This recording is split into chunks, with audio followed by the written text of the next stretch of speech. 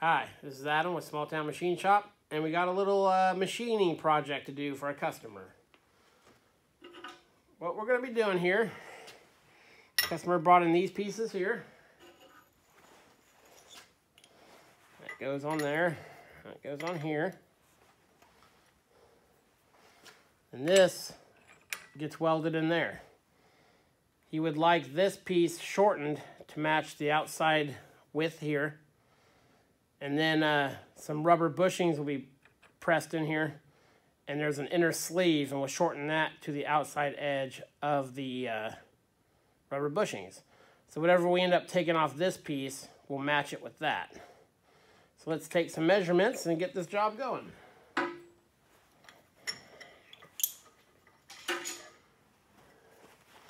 This piece here is a nominal size of about 2 inches. This is get a little more accurate measurement. Let's see here.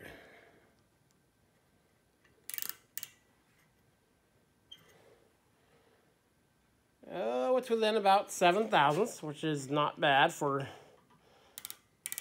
how it was cut.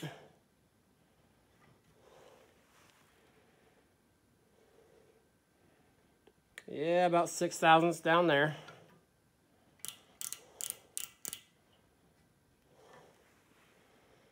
And yeah, about 7 thousandths. So, well within the tolerance of what this is going to be.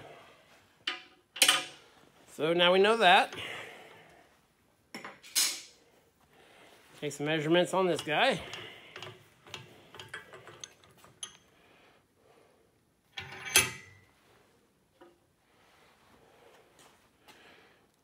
Let's see.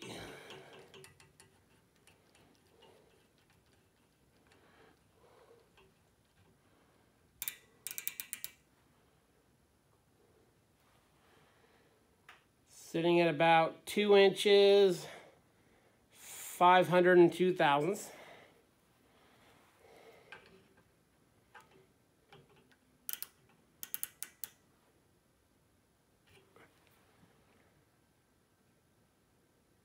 And about the same there.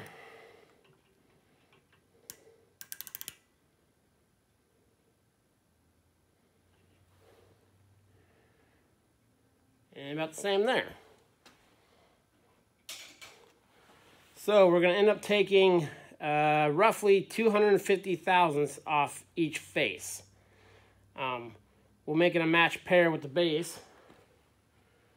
We will also need to restore this chamfer once we have it cut the final length. Let's measure that real quick.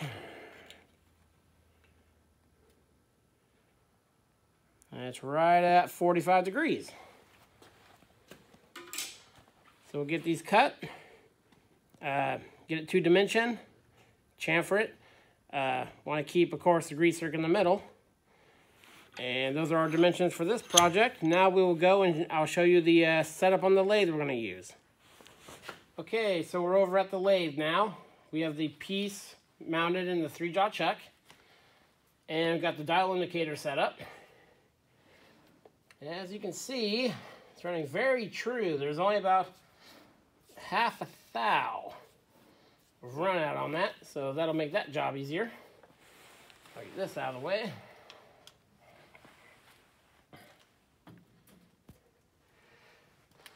Okay, now, as with any machining job, there are 1,000 ways to do it. This is the way I do it. So, first thing we need to do, square up our tool post. So bring in the carriage, bring it back.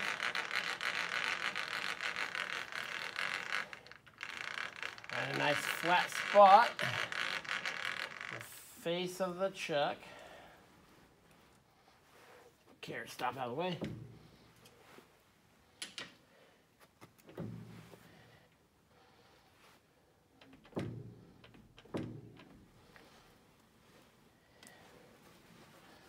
Bring you out of it.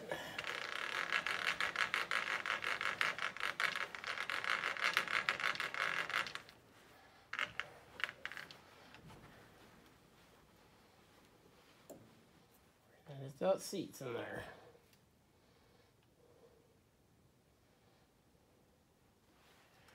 Back. Select the tool holder we'll be using.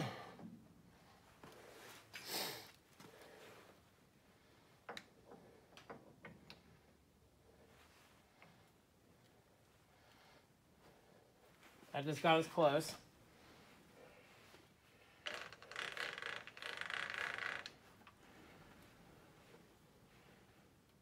Set that to where we want it. Make sure there's relief on the cutter.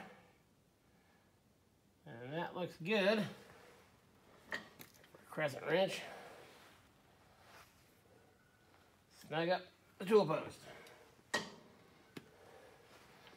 That out. Out a bit.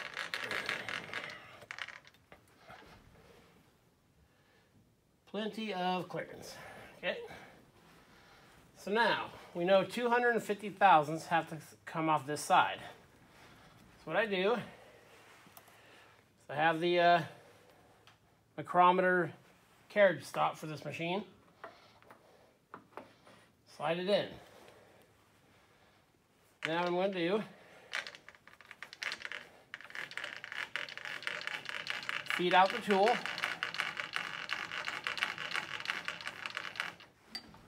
Bring in the carriage. Drag it out until the cutting head just touches the work.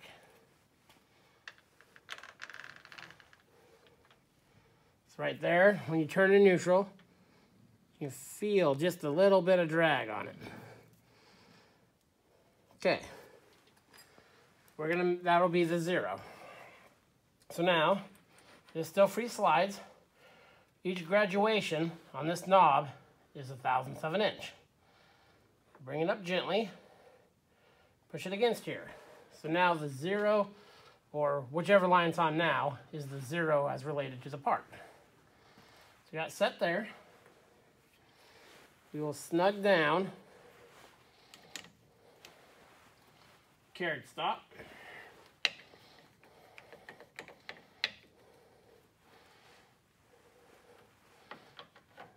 We don't have to reef on these that hard. Just snug.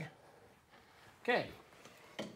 Now, back off the carriage, and we will set a cut of 1, 2, and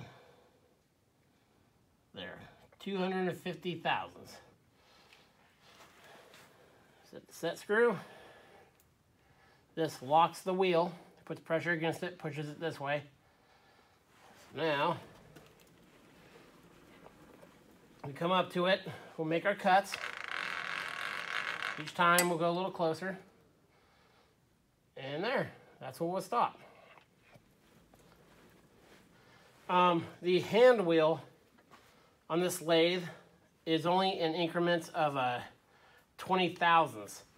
So I wish it was by thousandths on here, but it's not. So it's not super accurate. So I usually either use this carriage stop, or I have a couple of mag ones I put on here for real fine. So the next phase will be turn on the lathe and start whittling away at this piece. Now obviously we will have to move this again.